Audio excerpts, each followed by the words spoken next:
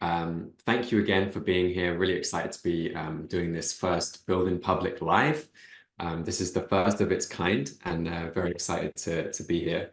What we're covering today, and we're kind of we're tongue-in-cheek, we're calling this is not a LinkedIn ads masterclass. The reason we're calling that is that we just know there's loads of LinkedIn ads experts out there who run masterclasses like that.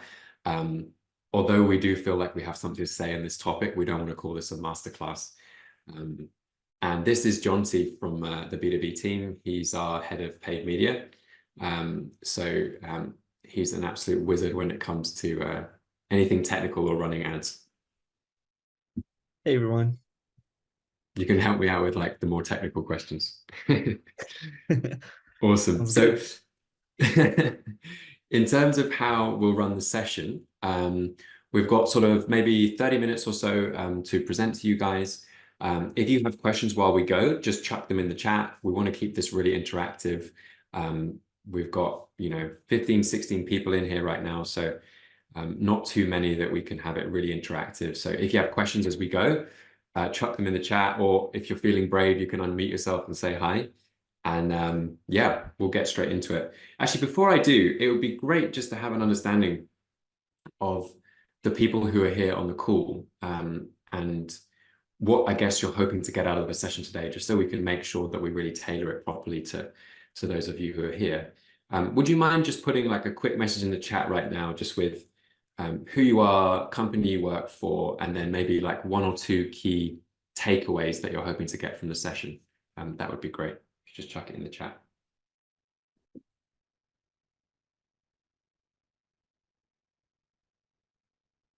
Feeling like a TV presenter today because we've got the Zoom that we're recording. I've also got a phone set up here that's recording, and I feel like all the cameras are pointed at me today.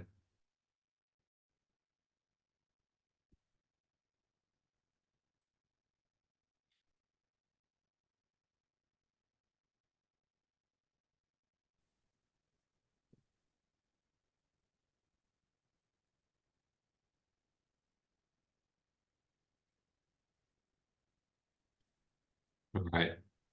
I'm not seeing anything in the chat. It's either because, there you go. Yes, James, legend. Good to see you. Perfect.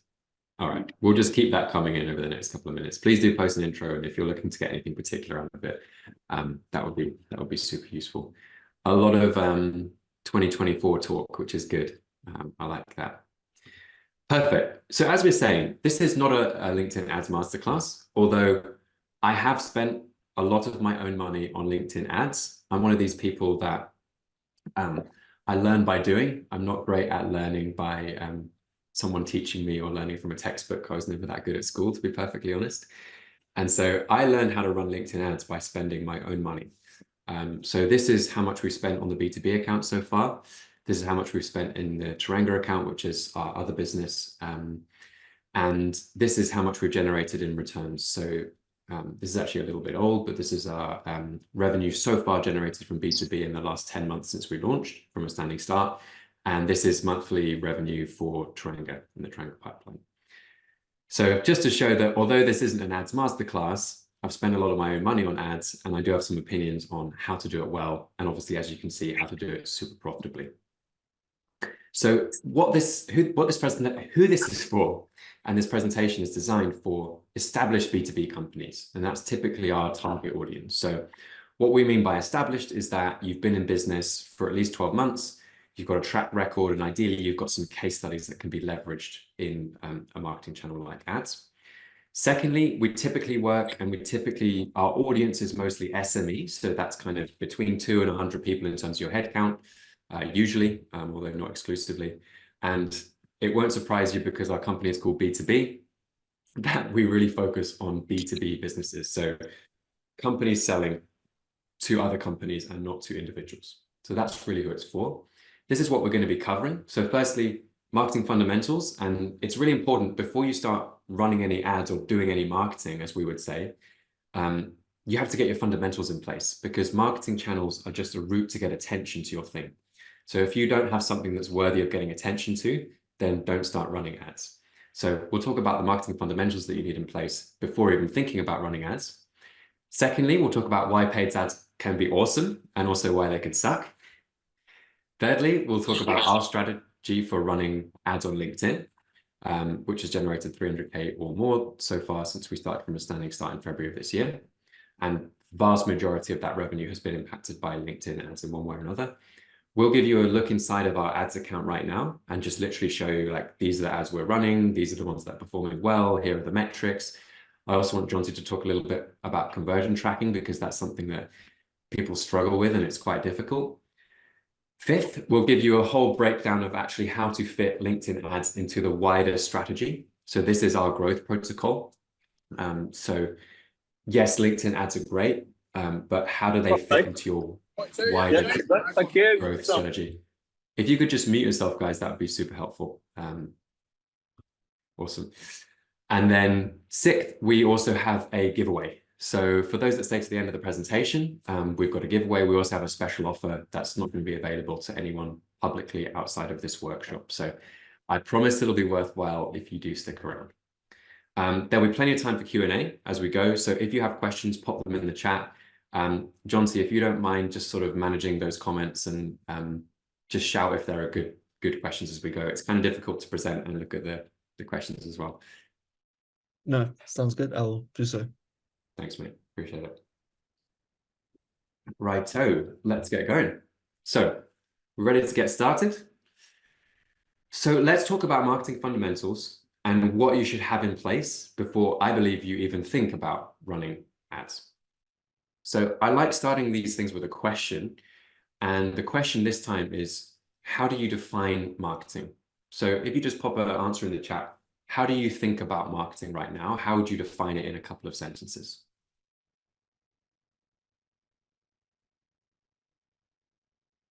Oh, hey, Desperately Scott. waiting for these.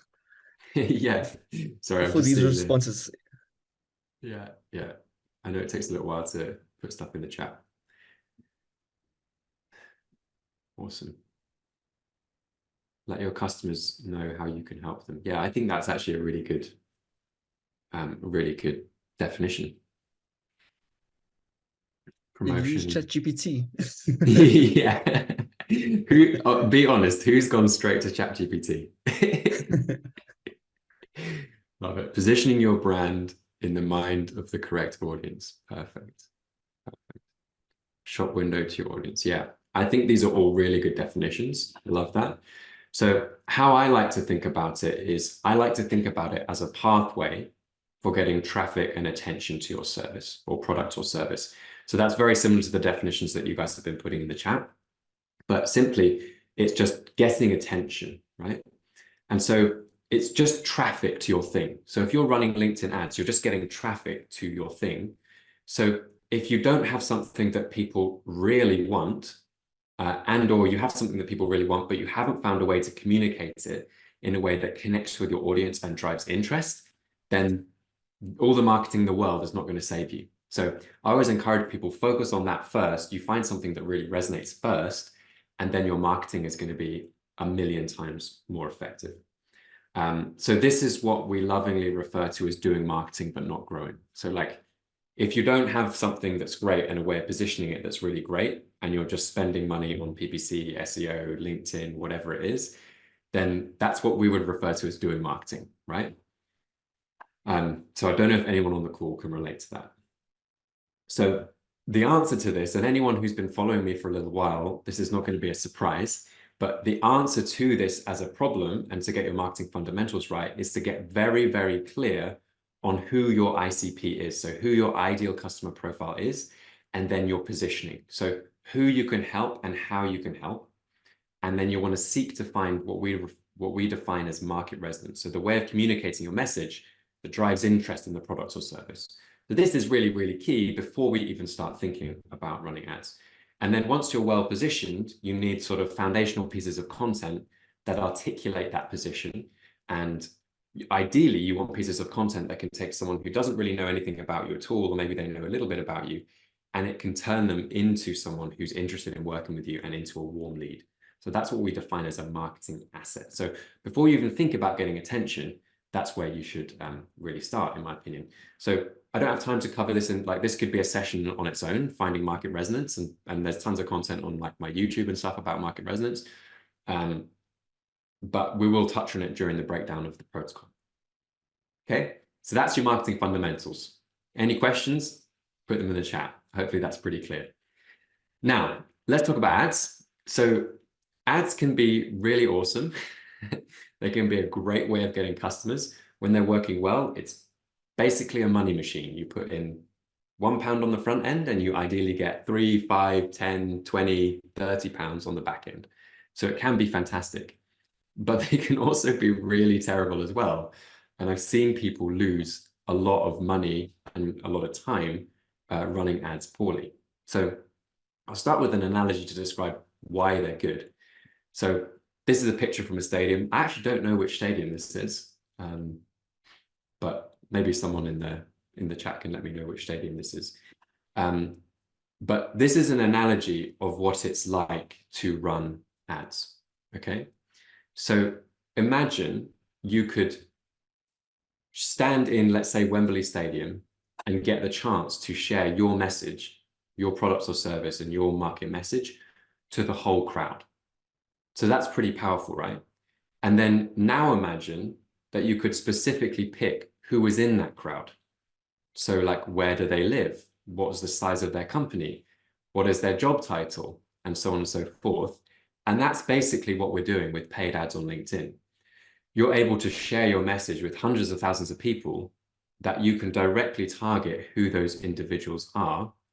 And it's pretty powerful. I mean, how powerful would it be if you had a stadium full of 100,000 people who could potentially be a good fit for your products or service? It's pretty cool, right? So that's why it can be awesome.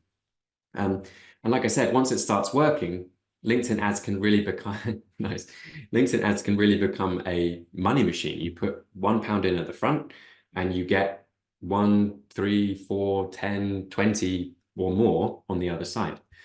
Now, it's also very scalable because you can keep finding new audiences to share your message with. So a marketing channel like, let's say, SEO, which is one that I'm quite familiar with because Taranga, our other business, is an SEO agency. That's where I sort of started in the marketing world in a lot of ways. That's not as scalable as running ads because it's capped by the amount of people that are searching for something. So if people are searching for accounting providers or something, then there's only a certain amount of people who are ever going to search that. Whereas on LinkedIn, you can reach people exactly where they are, and they don't have to be searching for your products or service, but you can activate them and you can build demand for the products or service. So it's very scalable. However, it's similar to trading in the sense that it's a highly leveraged activity, right? So I wouldn't say that I'm a skilled trader or I know much about trading, but I do understand the concept of leverage, which is effectively, if you win, you can win really big. But if you lose, you can also lose really big, okay?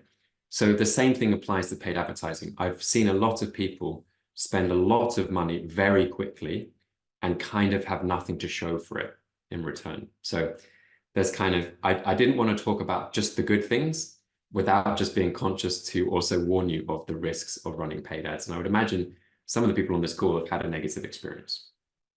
So that's why paid ads are awesome, but why they can potentially suck as well, depending on how they're used. Now, what I want to do is just come on to our actual strategy. So how we personally run ads on LinkedIn. So this is for our own business.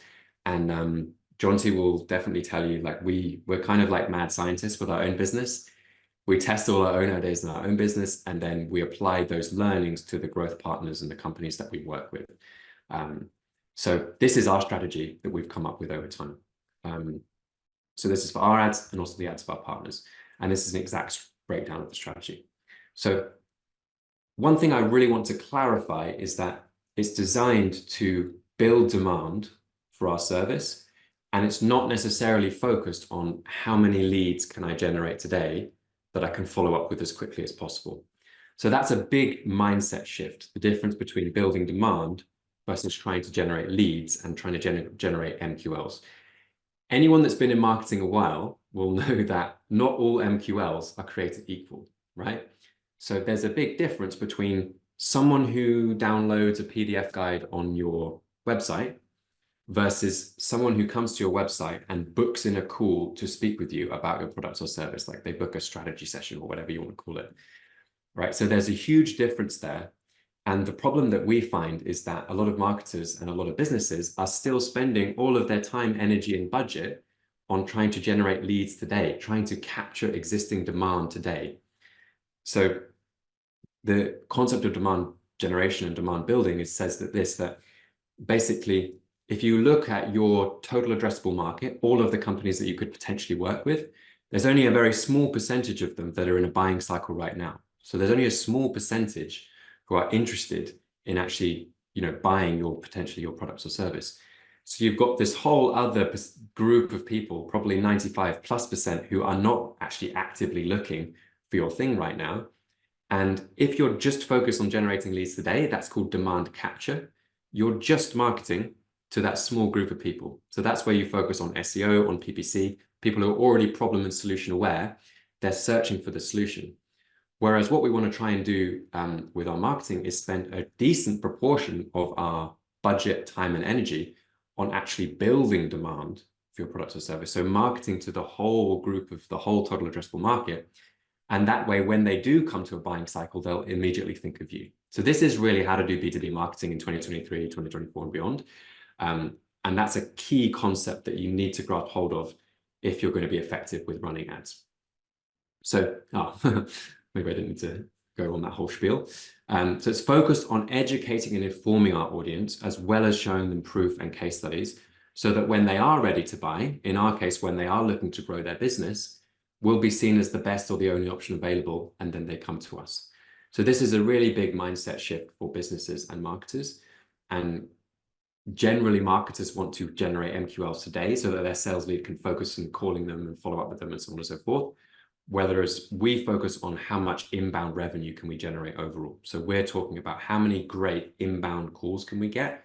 We obviously generate leads at the same time as well, and we have good demand capture strategies, but the primary focus of our marketing strategy and our ad strategy is to build demand for our products or service, build an audience of people who care about what we have to say. And this is incredibly effective right now because most people are not doing this, to be honest with you. So there are lots of different types of ads on LinkedIn. So you've got video ads, you've got single image, you've got events, etc., etc. At the moment, we're focusing on a category called thought leader ads, and that promotes an individual's post rather than a company's post. So this is still quite new on LinkedIn. Previously, you had to run ads from a company profile. So in our example, it had to be coming from the B2B company page. That's where the ad would come from. I think sort of 3 to 6 months ago, LinkedIn started implementing this ad type called Thought Leader, where effectively I can post something organically on LinkedIn and then we can promote it using the Thought Leader ad. This is incredibly powerful right now because whenever LinkedIn brings in new features, they always make it like overpowered compared to what it should be. So they're getting really, really good metrics on Thought Leader ads. But secondly, it also helps to build your following as well. So it really helps with a lot of the different aspects that you're trying to do with building an audience, building demand, so on and so forth. So we're focusing on Thought Leader ads right now. And this is basically a breakdown of our strategy. So this is the step-by-step process. So first, we need some good content, okay, for our ads. And one thing I want to say is that an ad shouldn't look too different from just an organic piece of content. Right now, an effective ad strategy is to use good organic content and then promote it with paid ads. So the only difference between organic and paid is that with paid, you're sponsoring to put it in front of the right people, or specifically targeting certain people. Whereas with an organic strategy, you're letting the algorithm do its work and just organically put it in front of who they think you should put it in front of. So great content is required to have an effective ad strategy. So we do this with something we call the B2B demand gen content machine, which basically involves creating tons of good revenue generating content. And we actually only need 60 minutes commitment per month from us or from our customer. Long story short, you need to have something to say, and then we cherry pick bits from that conversation, and we take the ones that perform really well organically, and we boost them with paid ads. We typically pick one sort of flagship ad, and that's where we put the majority of our spend. If you've got a budget for cold ads, so typically what we would say there is if you've got at least £50 per day to spend on cold ads, so that works out as 1,500 a month, I believe, we can use LinkedIn's native targeting to boost it to the audience, right? So let's say you have a post that performs really well organically and you think it really sums up the product or service in a good way. We can then spend money to push that to as many people as possible. That's going to grow your followers. It's going to get people visiting your website. It's going to get people visiting your LinkedIn page, and so on and so forth. So that's really powerful with the cold ads. But even if you don't have £50 a day of budget, then we recommend pretty much everyone, pretty much every B2B company, I believe, should be running retargeting ads. So broadly speaking, there's two types of ad. There's cold, which is going to an audience of people who don't know anything about you at all. And then there's retargeting, which is people who have been on your website, or people who have been to your company page on LinkedIn, or people who have interacted with your cold ads if you're running cold ads. You can even upload lists of names into these categories as well to run to those individuals. So we recommend pretty much everyone should run retargeting ads, and you can do that for, I think the minimum is actually £8 per day you can do that for. And because the audience is a lot smaller, it means that, you know, for £8 a day, you can actually reach the whole audience depending on how big it is. And we use these ads in the retargeting layer. So we have a big like flagship ad, which gets run in the cold layer. And I'll show you what ours currently is at the moment. And then we also run, so we rerun that in the warm layer. So people who have seen it already, they see it again, right?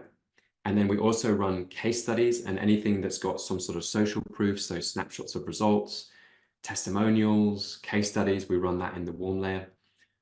We also just run value-based thought leadership content. So we're not like really asking for anything. We're just sharing valuable insights and commentary on the market and all of that kind of good stuff. Oh, thought there was going to be more there. So these are the three categories really. And you'll notice we're still not really asking anyone to get on a call with us or asking anyone to give us their contact information or anything like that. We have a few strategies that we're kind of testing to do that, but actually this alone has driven a lot of inbound calls for our company. So to date in December, which is supposedly a slow month, we've generated more than a call per day inbound using this exact strategy. And we're currently spending about £150 a day. So we're booking highly qualified inbound sales calls for something like £150 a day, people who come to us and want to work with us, one every day. So incredibly effective. I haven't run the numbers. It's probably a little bit more than £150 a day, but it kind of goes to show how powerful this can be when you run this over time. And this retargeting audience gets larger and larger and larger. And this is an audience of people who care about what you have to say. That's pretty much the most valuable thing you can have as a business, in my opinion, in this day and age. So does that make sense? Is there any questions? Please pop them in the chat if you have questions at this point. Just going to take a quick water break. Jonty, just shout if there are any questions worth covering.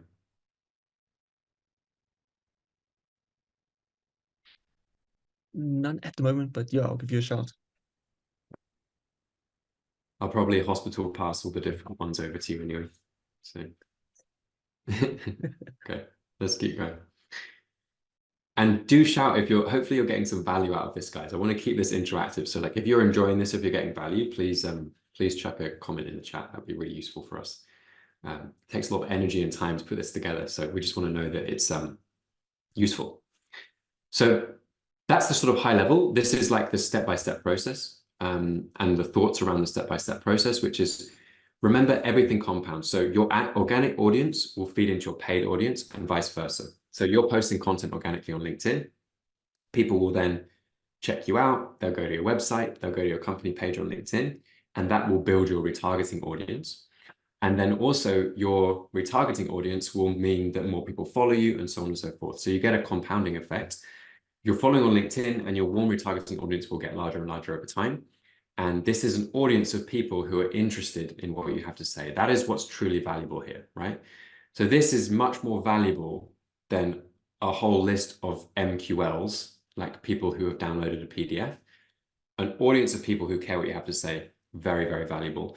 And all of this results in a wave of demand for your product or service. So if you've positioned yourself right, and if you've built an effective demand generation strategy, then it's unreasonable that that wouldn't end in a bunch of people who want to work with you.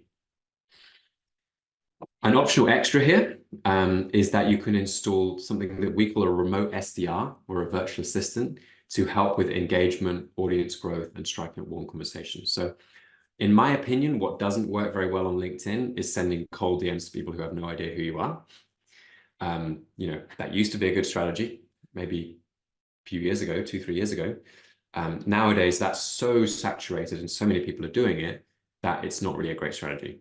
But what does work really well is actually, let's say someone engages with your content, or they comment on your content, or someone views your profile, or whatever it is, you can engage with those people and strike up a warm conversation. And then it's more about building a relationship with those people that you can potentially help down the line. So we have a system we use, we have like a pool of trained SDRs that actually go in and basically manage that process for you. Much better than trying to send cold DMs. And then every now and then you will collect leads. So you've got your audience, you'll then collect leads by giving something away, running a live event, or even just asking your audience, hey, this is what we do. Are you interested in working with us? But you want to do that few and far between. You want to do that sparingly and just lead with value and how you can help people. So hopefully that's making sense. Any questions worth covering? We've got one, but I believe we're going to cover it now in this slide with regards to attribution on leads. So yes. Alex, we've got your question. We're going to get that. Yeah. Can be tricky, attribution is the short answer, but yeah, we can talk about that. So how do we measure success with a LinkedIn ads campaign? So it's pretty hard. I mean, I don't know if anyone's been doing marketing for their own business or is an in-house marketer on this call, but at the moment, it's hard to view any channel in isolation because the way that people buy things has really changed. It's typical for someone to have, let's say, 5 to 10 touch points with you before they make a buying decision. Whereas previously, they probably would have made that buying decision after 2 or 3 touch points. It's now 5 to 10. They want to gather a lot of information before making a buying decision with you. So it's hard to view LinkedIn ads in isolation or any marketing channel in isolation. Let me give you an example. I get lots of people who DM me on LinkedIn and they say, hey, I want to work with you. Can we have a conversation?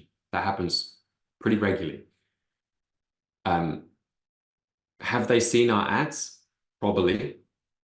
But it's actually quite difficult to attribute specific ads to that person, or even have they seen any of the ads at all. So that's kind of the challenge here. Another thing that happens really regularly is someone sees 5 or 10 of your ads over the period of 12 months. And then when they want to work with you, they Google your company name, and then they go on your website and they book a call. And that would typically get attributed as like an SEO lead or a PPC lead, depending on which link they click. But actually the ads have done all of the heavy lifting. So it's really hard to view it in isolation is the short answer. The primary KPI that we look at is inbound call bookings. So that's really what we're optimizing for. How can we get more inbound calls with people who are qualified and want to work with us? Some of these come through the website, some of them come through DMs, but it really leads to inbound revenue. Because for me, especially now in the business where I'm conducting a lot of those consultations and those sales calls, and I would imagine a lot of the people on the call are in a similar position. If you're a kind of founder-led business, you're probably doing the majority of sales. Over time that will change. Certainly in our business, probably Q1 or Q2 of next year, we'll have to hire someone to actually conduct those consultations because I'll just run out of time. But if you are as the founder taking the majority of the calls, which I'm guessing that is the case for a few people, you can't afford time wasters, right? You want to have consultations with people who are qualified, they can afford to work with you and they want to work with you and they already know about you already. What you can't have is you join a call and someone's like, oh, remind me what you do again. That's the opposite of what you want here. You want high quality inbound calls. And so that's really the metric that we focus on. Secondary KPIs and kind of how to measure success would be followers. Like, is your audience growing? Is that retargeting audience growing? Are you getting more followers on your LinkedIn profile? Secondly, are people consuming the content? So if it's video content, are people watching it the whole way through? Are people actually consuming it within the LinkedIn feed? And this is important as well, as you can do, obviously it's great to get people on your website. That's nice. But you can do a lot of your selling and a lot of your marketing just on the platforms where people are already. So my thing is like, put all of that content out on LinkedIn, promote it with ads, and then people will see that within the feed. They don't even have to go to your website to kind of get that information. So content consumption in the feed is a big thing that we look at. But like I said, just to reiterate, primarily we're looking at how many inbound sales calls are we getting. So we look over the course of like a 30 or a 90-day period. And then, if we've made a change, we look, has that affected the number of inbound sales calls coming to us from LinkedIn from members of the platform? So hopefully that's making sense. So we've now covered 1, 2, and 3. What I want to do now is I'm just going to continue to share my screen, and I'll also do just give you an insight into the ads that we're actually running right now. Perfect. You can see I've got a lot of tabs open here.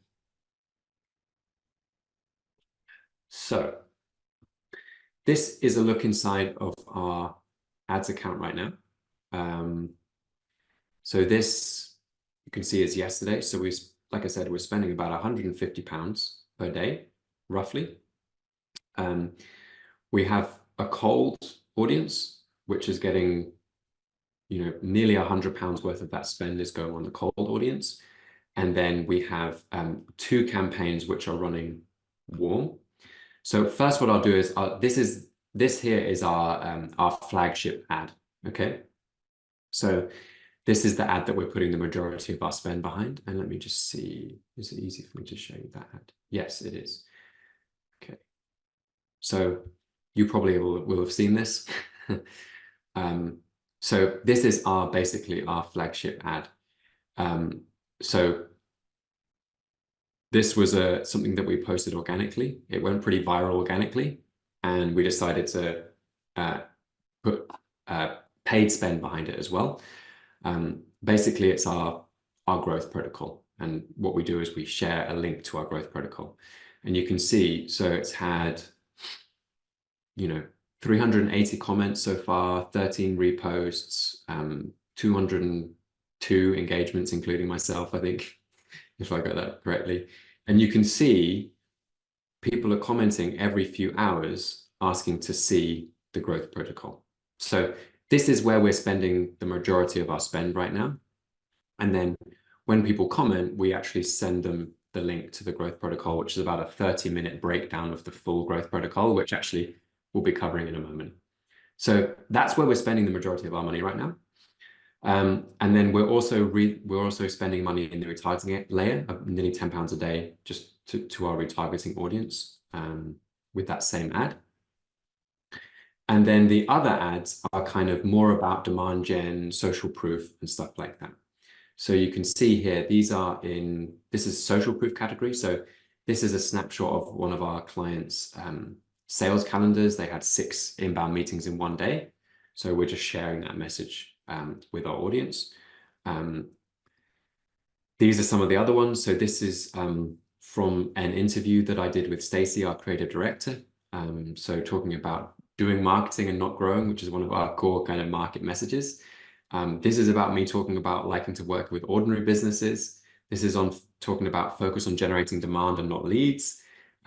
This is a post that I did, which is like a full breakdown of all of our revenue and sources since we launched B2B in February. So this is actually quite old. So I think we did that in like August time. So it was when we were nearly 6 months in business. And it was a breakdown of like where all of our leads had come from and so on. So it's super valuable content.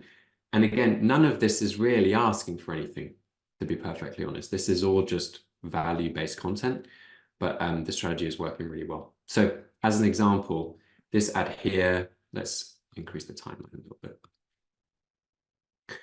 So as an example, this ad here, based on our tracking in the last 30 days, has driven about 11 people to the homepage. Some people have spent more than 2 minutes on there. 2 people have been to the growth protocol breakdown, and 1 person has been to our thank you page, which means they've booked in a call. So at least 1 conversion has come from someone seeing this ad. It's not always super accurate, but better than nothing. So that kind of shows you like how we're thinking about running ads and the types of different ads we're running. Hopefully that makes sense. Obviously, give us a shout if you have any questions. Jonty, it'd also be really interesting, and let me know if it's easier for you to share your screen or I can just move around. It would also just be interesting to get your sense on how we think about conversion tracking as well and kind of the type of conversion events that we have in place. I think it'll be easy for me to maybe just share my screen. Yeah, let's do that. Yeah, perfect.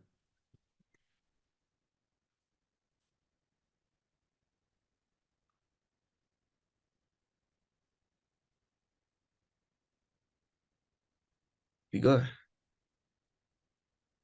Beautiful. So I think it's important. So we shouldn't only count conversions as someone made a purchase. You know, so if someone submitted a lead form, they're also converted. If someone spent 2 minutes, it's also in its own right a conversion. It's a much less valuable conversion, but it is a conversion. And the more micro conversions we can map out to LinkedIn, the more insight they can get to help them optimize who's our target audience. So, for example, this is a LinkedIn playbook that we have here at B2B, and some of the conversion actions would be mapped out by categories here. And you'll see these are just demo or dummy values, but you assign your conversion values based on each conversion. So LinkedIn will also know we don't value all conversions the same. And yeah, so basically just trying to map it out as far as possible. And it's also important to set like a wide, say, window of when you track these conversions, like a 90-day window. So if someone converts later through a different channel, LinkedIn can, depending on their privacy settings, still attribute the conversion. So for example, that one thank you page view that David showed when he was sharing the LinkedIn account, that person didn't convert immediately. They probably converted within a week or within 2 weeks, so forth. And so, yeah, just mapping these out and setting wide windows to be able to track those is quite important. We'll also share this document later. It's a little secret. There's no way. That's Sorry. excellent.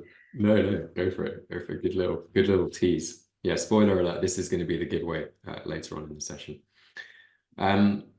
Okay, good. Is it a good time to stop and ask any questions or answer any questions? I was busy sharing, so I haven't read any, but I'm quickly reading. Yeah. If there's any new ones. There was one good question that came through, maybe to tackle. It's regarding the virtual assistants or SDRs. James asks, is it difficult to get them to use the right tone of voice when they comment on behalf of your profile type of thing? Yeah, that's a great question. I think people are often quite nervous around this type of thing. What we've found is that if you pick people who are smart and if you give them a good process to follow, really clear guidelines, then actually they're incredibly good at doing that. And to be fair, there are ways to use things like ChatGPT nowadays, so you can like feed in previous comments and previous messages that you sent, and then it will spit out like similar answers. So there are little hacks around ChatGPT. As with anything AI, I try not to rely on it too much, and I try to encourage our team to utilize it, but then not to. You still need human beings, in my opinion, in most cases when it comes to AI. So long story short, if you've got good people and you give them a really good process to follow and they're well trained, then it's typically not an issue. Yeah, to be perfectly honest. Like I said, we kind of have a pool of trained VAs that we would then place with our customers. That's sort of one of the service offerings that we have.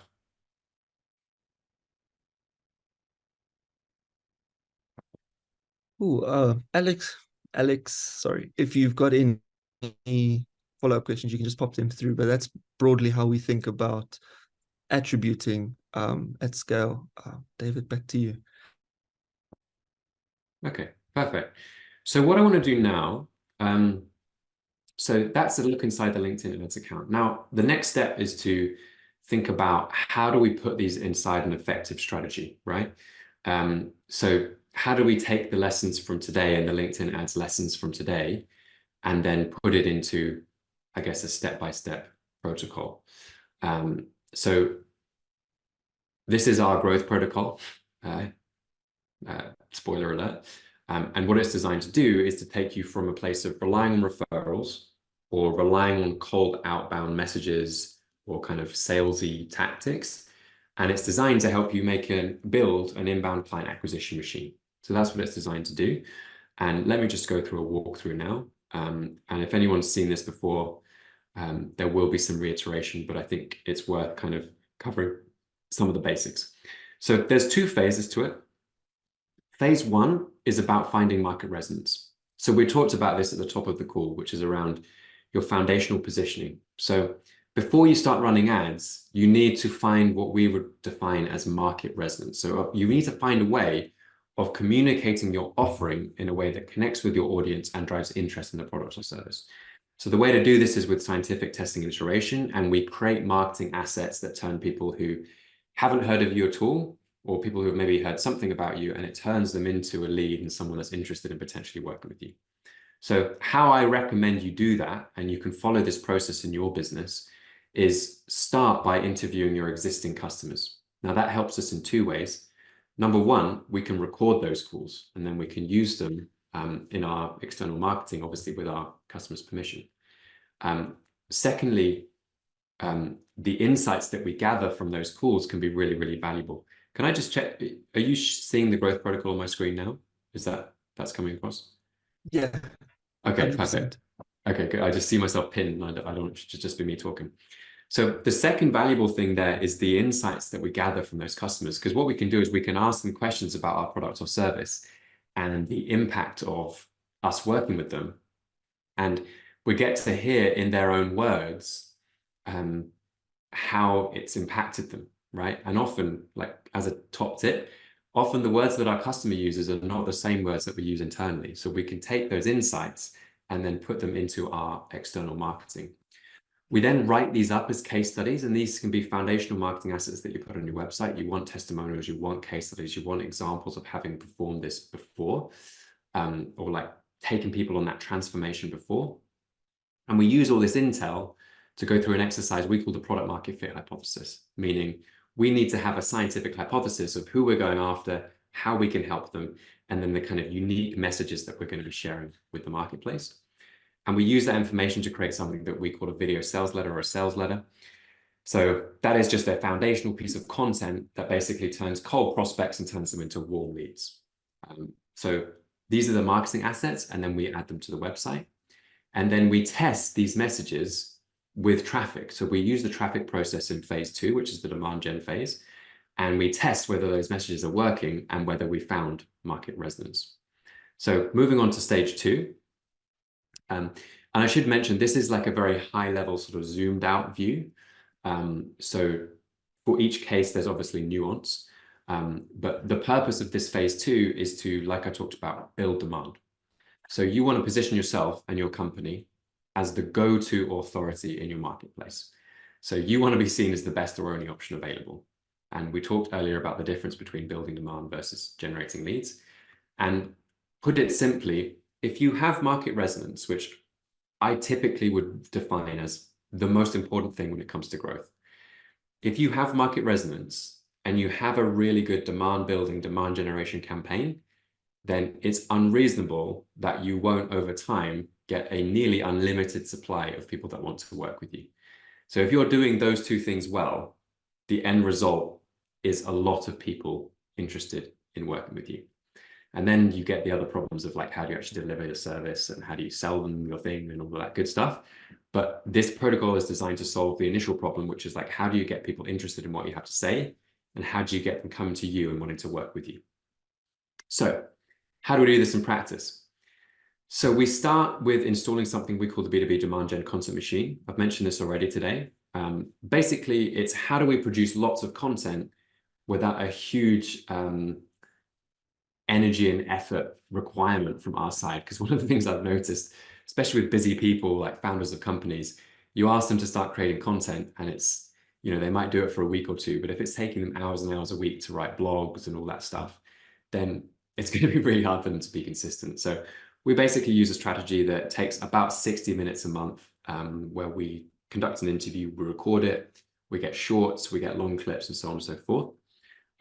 We then make sure your LinkedIn profile is optimized. So, things to look out for are like, make sure you've got a good profile picture, make sure your headline kind of explains what you do, utilize the featured posts. So, what are the first few posts you want people to see when they look at your profile and so on.